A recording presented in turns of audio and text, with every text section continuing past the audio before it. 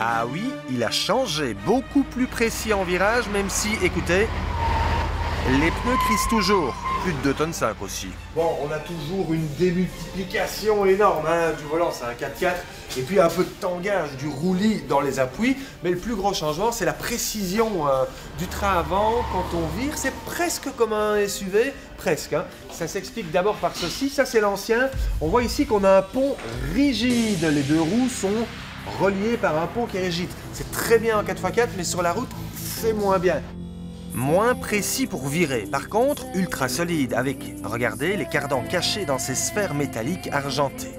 Sur le nouveau, rien à voir. Cardan classique avec soufflet en haut et 2 pivots, un pour la direction, l'autre pour la suspension. Le principal changement, ce sont les roues indépendantes avec les pivots découplés. C'est quoi ça, un pivot découplé? Ça sert à quoi? Ça veut dire que la suspension n'est pas sur le même ancrage que la direction.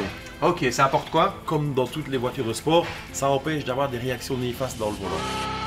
Toujours un châssis en échelle, très solide comme les camions, nouvelle boîte de transfert et boîte de vitesse 9 rapports automatiques.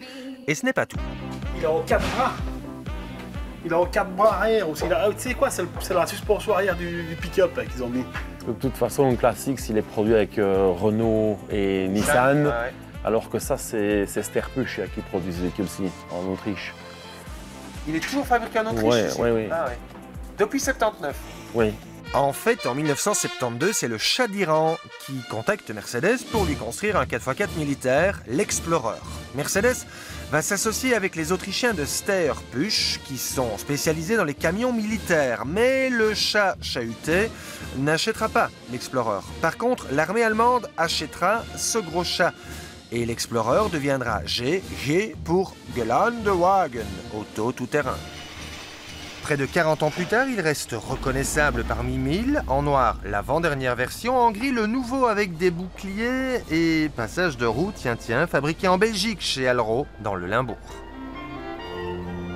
Dans l'ancien, je me sens à l'étroit. Les coudes touchent, les montants sont étroits. Je reprends mon carnet de notes. Mercedes annonce en fait plus 12 cm réels en largeur. Vérification dans le nouveau, plus rien à voir. L'autre, je touche tout de suite et ici, je touche pas. Ouais, c'est plus... C'est une autre voiture. Là, oh, 74. Un 74, l'ancienne.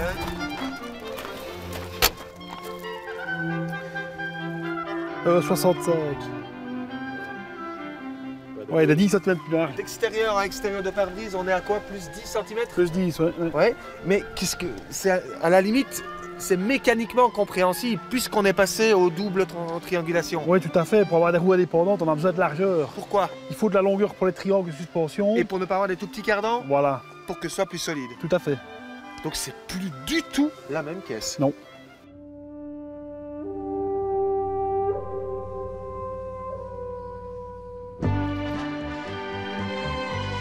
Et non, ce n'est plus la même.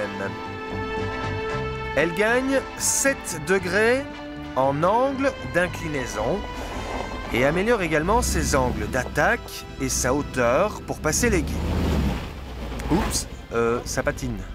Pas de problème, on bloque les différentiels central, avant et arrière.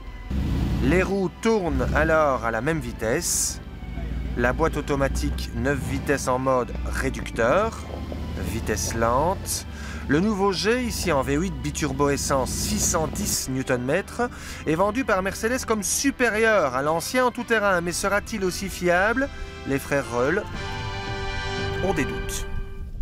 C'est clair qu'on se rend compte que c'est plus pour la route quand même. L'ancien était plus solide, plus costaud. Plus typé tout terrain. Voilà, raison pour laquelle, voilà, Antoine m'a conseillé, vas-y, mais ne sois pas violent avec les gaz, parce que tu pourrais casser un cardan, tu pourrais, voilà. Maintenant, qui fait ça avec un classe G à plus de 100 000 €? Oui, parce que ça, c'est un de ses gros défauts, hein. C'est cher. Et ça consomme beaucoup trop. Heureusement, on va avoir des moteurs diesel qui vont arriver.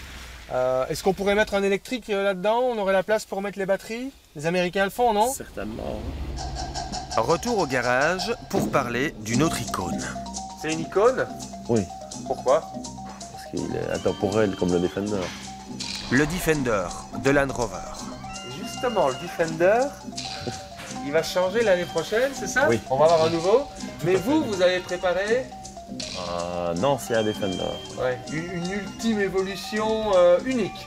Ouais, une dernière swap moteur et une évolution. Ouais. Ouais, d'accord. Le premier 110, cabrio, avec un 5 cylindres, 4 vraies places.